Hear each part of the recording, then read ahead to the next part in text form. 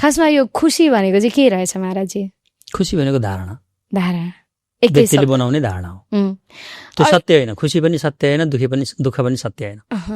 सुख दुःख धारणा हो। मान्छेको सोचाइ ठिक भएन भने मान्छे दुःखी हुन्छ, मान्छे सोचाइ ठिक भएन भने मान्छे खुसी हुन्छ। जस्तो कोही रक्सी खाएर खुसी हुन्छ, उसको सोचाइ नि ठिक छैन, रक्सी खाँदा खुसी हुन्छ भन्ने ठाने खा क्या, त्यो बेहोसमा छ नि त, सुरमा छैन। सुरमा नभए हुनाले असुर भने हो। असुर भनेको होसमा नभएको मान्छेलाई असुर भने त हो नि। साँच्चीको खुसी चाहिँ केमा छ? खुसी नै छैन। खुसी के छ यो संसारमा? जस्तो सूर्य बिहान उदाउँछ अस्ताउँछ, के खुसी के दुःखी? आफ्नो कर्म गरिरहेछ, पृथ्वी आफ्नो गतिमा हिँडिरहेछ, वायु आफ्नो गतिमा हिँडिरहेछ, पञ्चतत्त्वले आफ्नो गतिमा आफ्नो स्वभाव अनुसार धारणा गरेर चलिरहेछ होइन।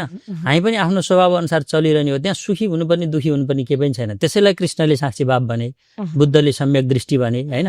हामी पनि शान्त समन्वयकारी योगमय चित्त लिएर बाँच्न सक्छौँ। किन सुखी हुने, किन दुःखी हुने? अहिलेको युवा पुस्ताहरू धन सम्पत्ति अथाह भएर पनि शान्ति छैन मनमा, एन्जाइटी डिप्रेसनको शिकार हुनुभएको छ। उहाँहरूको लागि चाहिँ हजुर के भन्न चाहनुहुन्छ? उहाँहरूलाई मात्र होइन, सन्तान सम्पत्ति र सम्मानको आसक्तिमा हिँड्ने मान्छे डिप्रेसनमा जान्छ।